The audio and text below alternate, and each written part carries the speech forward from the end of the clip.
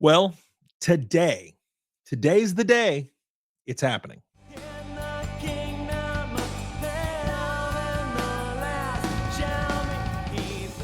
Well, welcome back to Civically Minded, where I give you practical theology for everyday life. As always, I'm your host, Corey Wing. Back on November 10th, which was my 2-year anniversary of this channel, I made a brief short celebrating my 2-year anniversary and just saying thank you to all of you. And I teased that there was a project coming that I wasn't ready to talk about yet that was going to be unlike anything that I've done on this channel yet. Today's the day that I'm ready to talk about it. But before I get ahead of myself, a little bit of backstory. Some of you who watch this channel know me in real life to one capacity or another. Some of you that watch this channel are family of mine. You've known everything. So much of this story that I'm about to tell, you've walked with and lived through. And I say thank you. Couldn't have gotten through any of it without all of you. Some of you know me now. You go to my church, or we've been friends for the last number of years. And while you may have heard some of this story, you don't know all of it. Some of you don't know any of it. And some of you don't know me in real life. So I'm not going to give my entire life story. That would take way too long. I'm not even going to give my entire testimony. That too would take far longer than I really want to give in this video. Suffice to say, I'm 47 years old. I'll be 48 in March. That's middle-aged.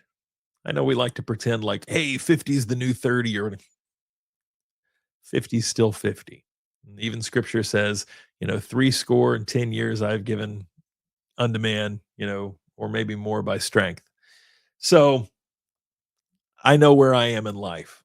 And you don't get to where I am in life without some bumps and bruises. Anyone that's middle-aged or older will tell you that. Now, not all of us have the same amount of bumps and bruises, but it's not really a contest, is it? Sometimes, though, when you get around older people, we act like it is. So I have had my fair share of those same bumps and bruises that life brings to all of us. Most of them, and hear me clearly, most of them have been of my own making. But when you live, as Solomon says, under the sun, which is to say in a sinful world, not only do you cause your own problems, you bump up and rub against other sinners, and we all cause each other problems too. And God's grace and mercy covers over all of that. His common grace, even to the lost, covers over so much of that. And then, of course, his special particular grace to those of us in the family of faith, well, boy, does he really cover it. But I digress. Let me back up even a little more. As I said, I'm 47 years old. If you rewind the clock of my life 30 years, I was still finishing up high school in Monroe, North Carolina. And at about 16 or so, maybe I had just turned 17, I had a good friend from church, kid that I'd known, grown up around, by the name of Matt Jordan. Matt was a lot of things: lively, satirical, witty. But Matt struggled with drug addiction. And Matt died around his 15th year from an overdose. And I was highly, highly impacted by the death of my friend Matt. I will never forget it. And it had a massive impact upon my life. I went to his funeral with a mutual friend of ours by the name of James, who will play and factor into the story more in the future. And when we went to the funeral, there were a few hundred kids at this funeral, because when a young person dies, the impact is usually pretty big. And Matt was again, vivacious character, so he had a lot of friends. A few hundred kids at this funeral, most of whom were lost and most of whom were hopeless. And so, heading home from his funeral with my best friend James sitting beside me in the car, I was struck by an idea that I was convinced was from the Lord to do something about all of those hopeless, defeated, lost kids. And what was that, pray tell? Well, I'd always sang, and I'd always kind of been a poet and a writer. I didn't play any instruments. And until that night, I had no real drawing or inclination to do so. but I was convinced that evening that God was telling me to start a band and to reach out to kids like Matt and tell them about the gospel of Jesus Christ. And so I did. I begged my parents for enough money to buy an acoustic guitar and start learning how to play from a friend of mine at school. And me and three other guys started a Christian rock band called Flight 417. Why that name, you ask? Well, we based it on First Thessalonians chapter 4 verse 17, which says, "And then we which are alive and remain shall be caught up together with him in the clouds, and we will and so shall we ever be with the Lord." So we were in flight, chapter 4 verse 17, in flight through the clouds to be with the Lord. And it was catchy and we enjoyed it. And we would go on to start this band, and the Lord would bless, and we would work really hard, and our parents would be so very patient and so very kind with their time and their resources, and they would pour time and money into it, to get us equipment and lessons and all the stuff. And we would enjoy a certain modicum of success. We would become kind of a regional band, not just playing here locally, but we would end up playing in North and South Carolina, Tennessee, Florida. Can't remember if we played in Georgia or not, but regional. We became a regional band, playing most weekends, before it was all said and done, because we were still young. I was still in college. When we first started, I was in high school. I transitioned into college. Some of the other guys were still in high school, and then they transitioned into college and work life and other things too. So it was never enough to become our main income. We never were that successful, though we were apparently in negotiations with a national recording artist or a national recording label near the end. I didn't find that out until years later, but we were enjoying a modicum of success. And then it all imploded. Again, not going to go into the various reasons why, but again, I was a big part of it. My ego and my hubris had gotten the best of me. I was a young man who was being told that he was pretty talented and that the band that he was the lead singer of was pretty cool. And well, I thought that was cool. And so my ego became more than my bandmates wanted to deal with. And looking back, I certainly can't blame them. Three of the nicest guys that I ever knew would go on and continue the band without me for a little while, and then unfortunately it would kind of just come to a natural end. Two of these men I am still uh, pretty friendly with, and I've actually spoken to two of them in the last week. The other two, we had two drummers. So we had an original drummer and a guy that would become our second drummer. I've spoke to both of them probably in the last year, 18 months. So none of us are at odds these many years later, and I'm grateful for that. They're all brothers, and I will always look back on that time and remember it with incredible fondness. But that band would have a massive impact on my life, and it was during a time when Christian music was huge. Now, some of you are pretty young and you won't remember that era, and you think, "Well, K-Love's kind of a big deal now. People know who Chris Tomlin is." I mean, you know, and maybe a couple other artists that are in the Christian world now. Nothing like it was in the mid to late 90s. You could turn on MTV, and that was back when MTV actually played music videos and MTV was even still a thing. And and you could turn on MTV, and sometime during the day, you were going to see DC Talk with Jesus Freak, or you were going to see Jars of Clay with their big song Flood, which actually was used in major Hollywood motion picture soundtracks. And Christian music was everywhere. It had broken through. We weren't just, oh gosh, Christian music. No, we were just music played by Christians, and it was really incredible. Um, a unique time in American music that I've never seen before or since. And if you didn't live through it, it's almost hard to explain. And I was very blessed, as were my bandmates, to meet guys like the Newsboys and Skillet before they were the Skillet you know now. John Cooper was their lead singer back then. He's been with them the whole time, but they were three young men. Their first album on Forefront Records had just come out. It had a iron skillet on the front of it, and some of my favorite songs of theirs are still on that album. And we other bands too. We got to meet at the time, Five Iron Frenzy and the Supertones and some others that we had the pleasure of meeting. The Waiting, um, and it was awesome. Don't even know that I appreciated it as much as I should have at the time, but it was an incredible time of life. And after it fell apart, I walked away from music for a long time because I was hurt. And so I didn't really start picking music back up again until I came to Shear Presbyterian Church about 10 years ago. And Pastor Steve Stout encouraged me and then encouraged me more strongly to pick up the guitar and start singing again and start using the gifts that God gave me to honor and worship the Lord and not just bury them in the ground. I seem to remember there's a story and a parable in the New Testament about that. And he was right. And I'm grateful that he did it. And so there was a 20-year gap between when my music career ended and when I started playing music again. But recently, I've really started enjoying music again. And give a quick story as to I think how this happened.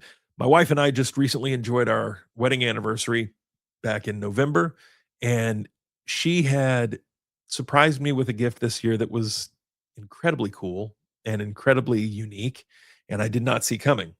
She had reached out to some professional musicians. She found this service online somewhere, and they offered to write an original song with, to your loved one with your ideas and what have you. So she had a song recorded to celebrate our love that they wrote most of the lyrics and the composition and arrangement and things for, but it was all based off of the story of us that she had to give them, of course. So it was incredibly personal, is incredibly personal, and I really enjoy it. Thank you, sweetheart, for doing it. And when I heard it and when she played it for me, it was like a switch in my brain was flipped. And the young man that I had been 30 years ago kind of raised his hand in the back of my brain and went, I still exist. I'd like to come out and play. And boy, has he. And so, what was the project that I referenced back at my 2-year anniversary video? Well, what I thought was going to be one project has now morphed into more than one. And let me just dive in. There's no way to kind of do it other than to do it. It's a bit controversial, and it's controversial in two ways. Let me attack it the first way. It's controversial because I've been utilizing an app called Suno, Suno, which is an AI music platform to help me write songs. And when I say help me write songs, it means different things to different people. Suno and it's there's another app called Udio. Suno by far is the more popular. Suno is a musical app that honestly you could get on if you have no musical ability or acumen whatsoever, and you could say, "Please write me a song about my cat in a hip hop genre, or whatever genre you want it to," and it will write you a hip hop song about your cat, and it will be somewhat catchy but not very good. Like lots of tools and resources, AI is, in my opinion, a hammer or a screwdriver. And a hammer and a screwdriver, sure, can be picked up by anybody and used with minimal success.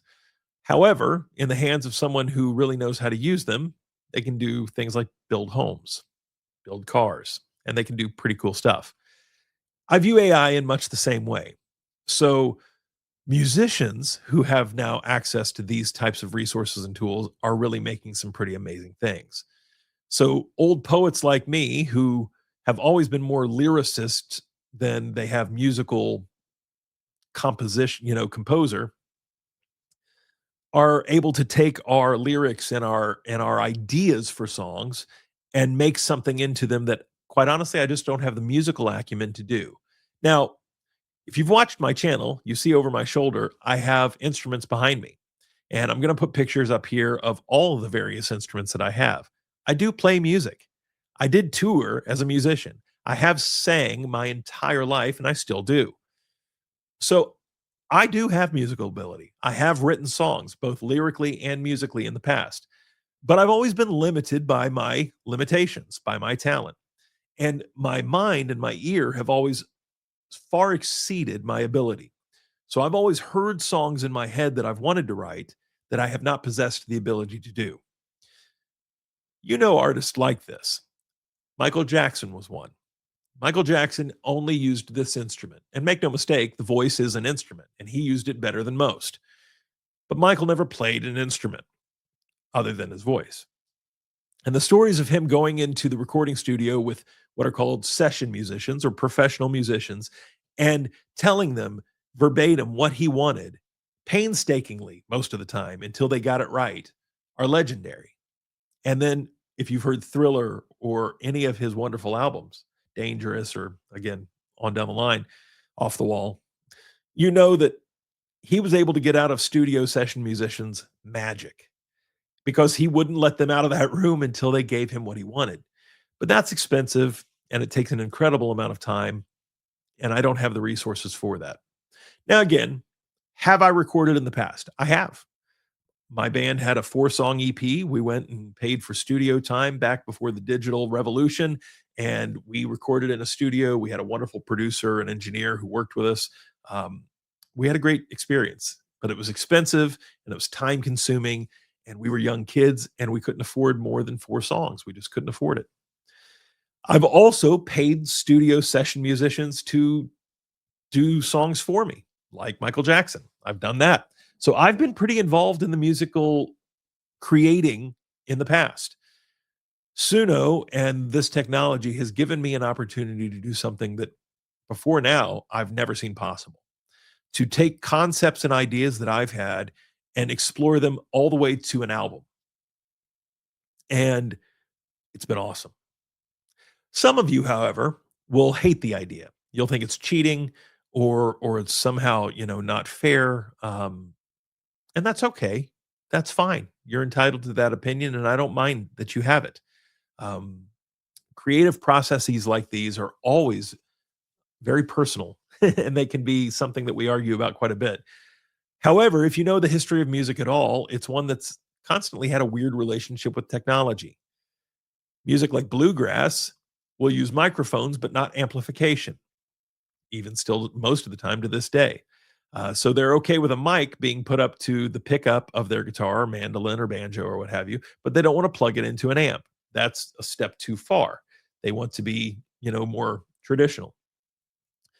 Auto-tune's now been used for probably 30 or more years, where it's taken a singer who's serviceable but not great and made them sound better than they actually are, which is why when you go to the concerts sometimes and you think, "Yee, they don't sound very good in concert. I love their album." Well, that can be one of the reasons why. There's Napster and all of that. I'm old enough to remember when that revolution happened and the music industry freaked out about people stealing and downloading music that they hadn't paid for. And of course, that was real. That was happening. There was Radiohead back in the mid to late 90s when they released an album for the first time without a record label. And boy, did that cause a stir. And of course, then Spotify was invented and iTunes and now Apple Music and all of the various digital marketplace that exists out there. And that changed music again. So I see AI as just the next iteration in a long, long line of technologies that the music industry has had to come to terms with. And they will come to terms with this. Actually, there have been some legal battles even recently, in recent weeks and months, where they are coming to terms with this. Still hard to see where it'll shake out. But I've leaned into it. I think it's an awesome resource. And while it can be Pandora's box, much like the internet or a lot of things are, if you use it for good things and for right opportunities, I think it can be a wonderful resource, and I'm using it as such. That's the first of the 2 controversies. I'll get into the second one here in a moment.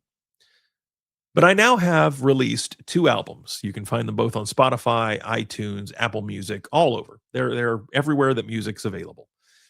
If you look up Corey Wing, CORYWING, my name, Corey Wing, you will find that I've got 2 albums out. The first that I want to talk about is called Return Flight. As I said earlier, my band's name was Flight 417. This is an homage album to my previous band. It's got 11 songs on it, 7 of which were songs that we performed back when we were touring, and I've recomposed them and rearranged them into new music. The lyrics are all original to me. I wrote these songs, those 7 original ones, about 30 years ago, and then I've rearranged them into more modern musical pieces, not really sounding anything like the original versions. And then there are 4 new songs, completely new songs that I've written in the last month or so, that are songs I would have loved to have done and that I think we would have enjoyed doing.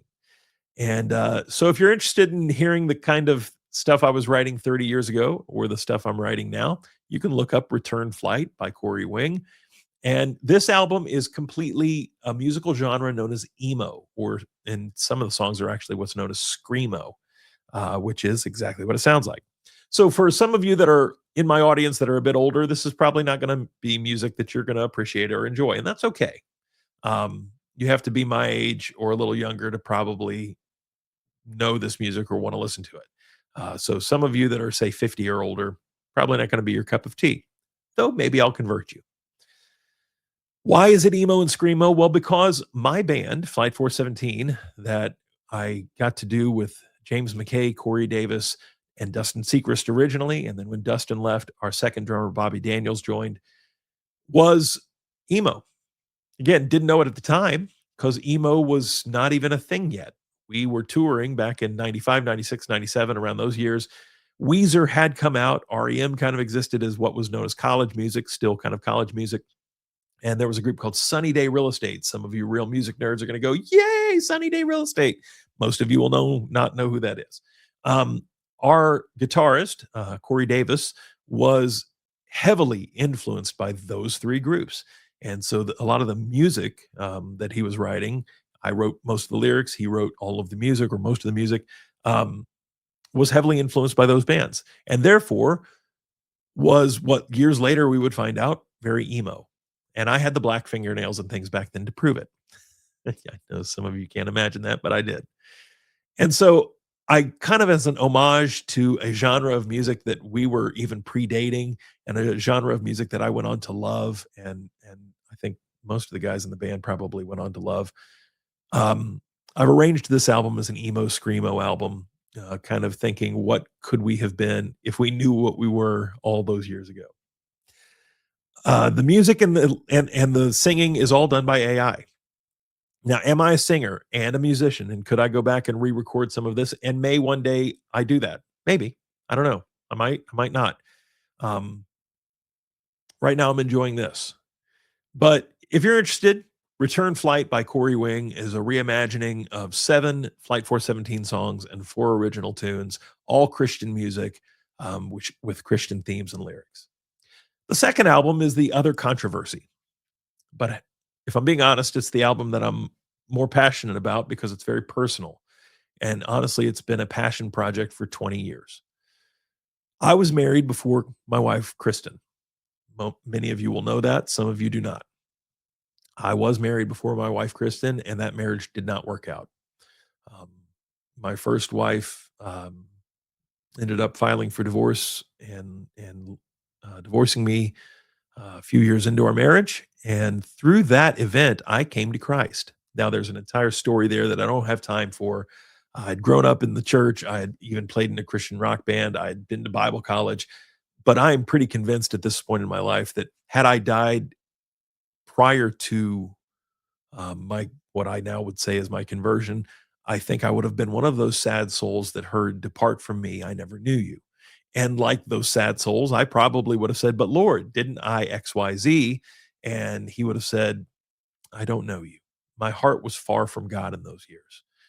I didn't see any real life change, though I knew all the lingo and had probably even led people to Christ. Again, think Judas Iscariot. I came to Christ through that terrible tragedy. It was the darkest point of my life up till now. I'm not foolish enough to think that maybe something in the future couldn't top it. But up to now, it's been the darkest season of my life. God got my attention in a way that he never had prior. And I'm grateful, honestly, that he did. I don't think my ex wife will probably ever see this, but if she does, I hope you're well.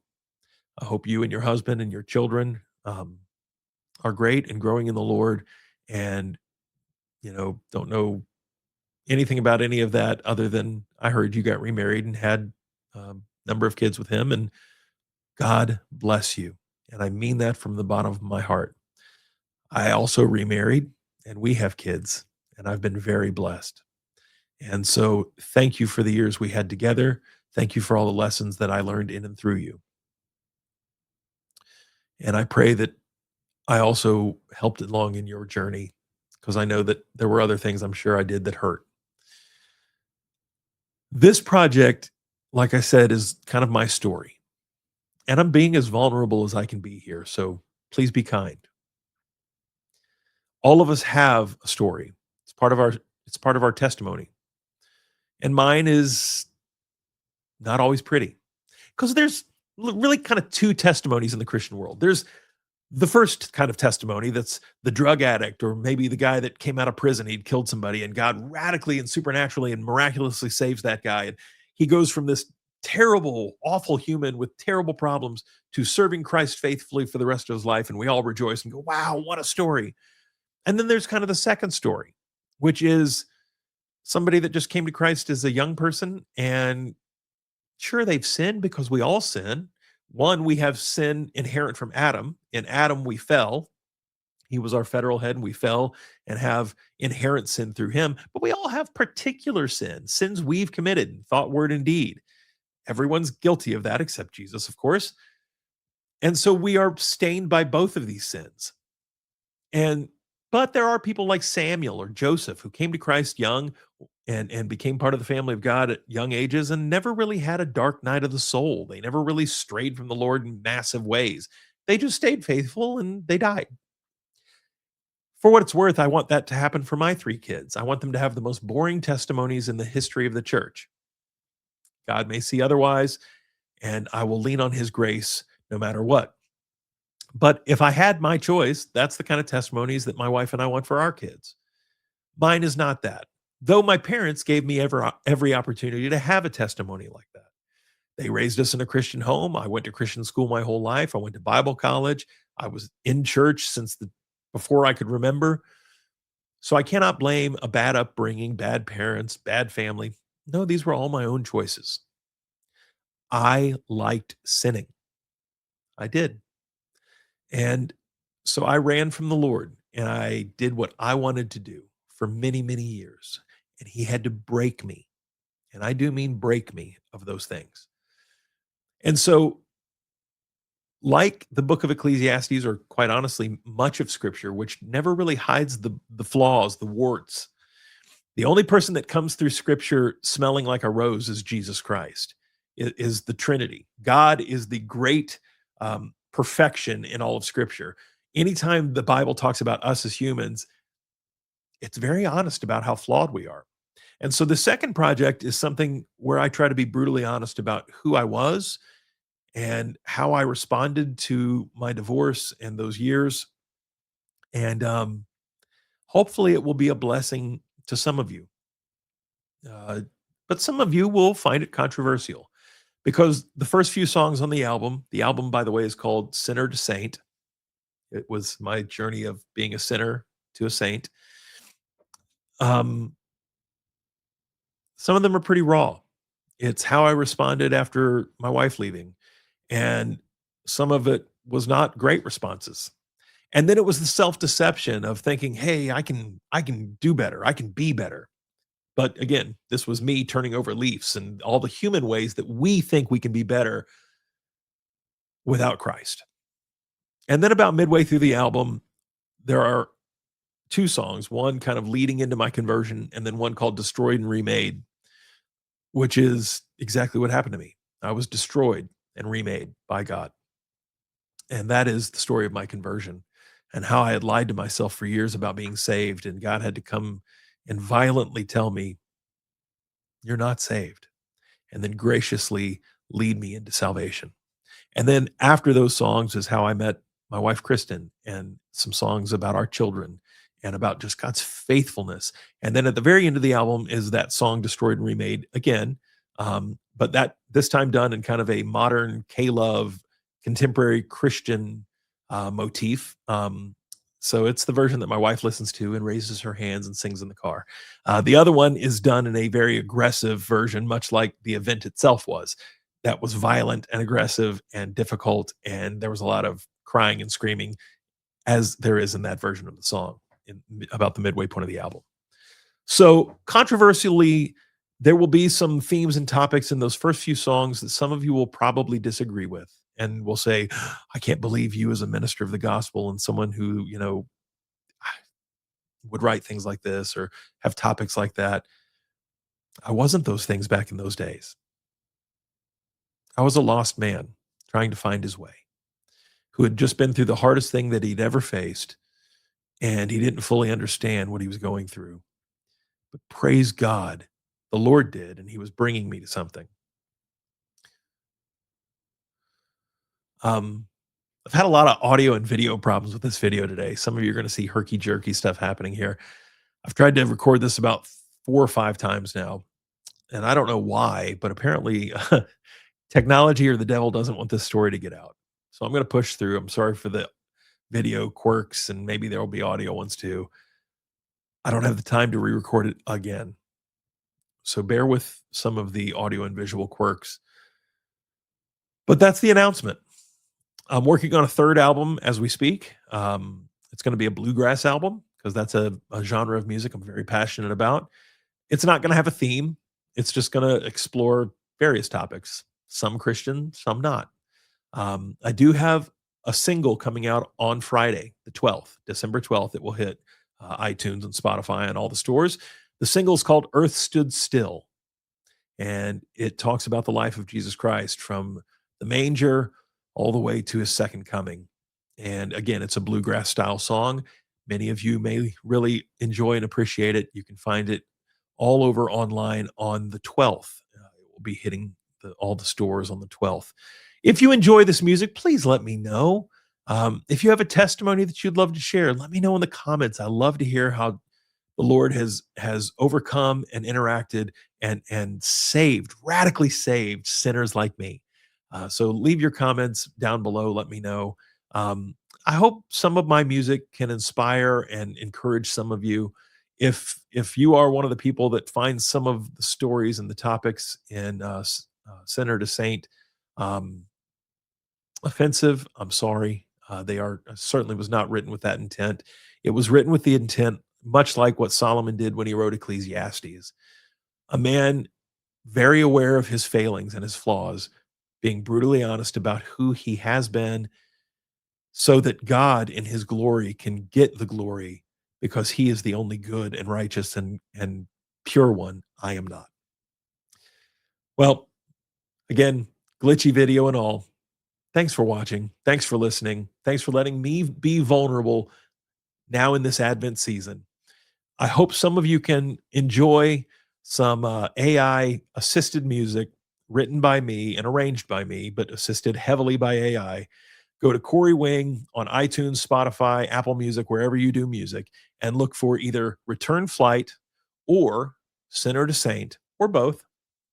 And on Friday, look for the single Earth Stood Still. Until next time, be bold, be brave, be civically minded. God bless.